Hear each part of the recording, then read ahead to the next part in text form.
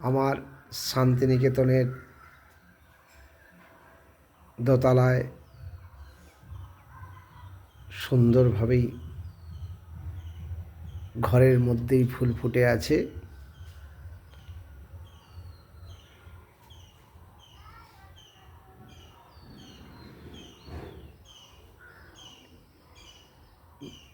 বই কিছুটা এলোমেলো অবস্থায় আছে।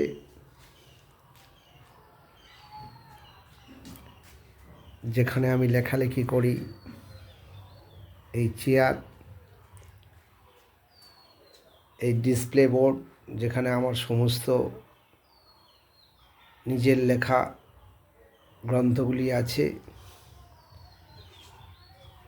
এই ছোট্ট টেবিল,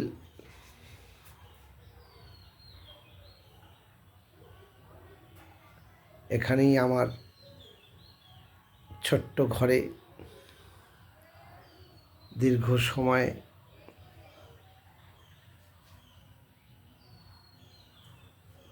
কাটে আনন্দের সাথে।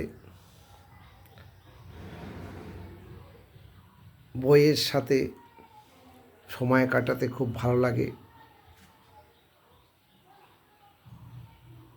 বই কখনো মানুষকে ঠকায় না, প্রতারণা করে না, মিথ্যা কথা বলতে শেখায় না।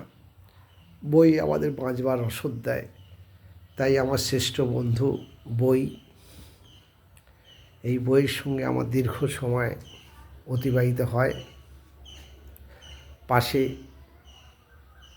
ফুল, যে ফুল মাথা নাড়িয়ে জানিয়ে দেয় তোমার পাশে আছি।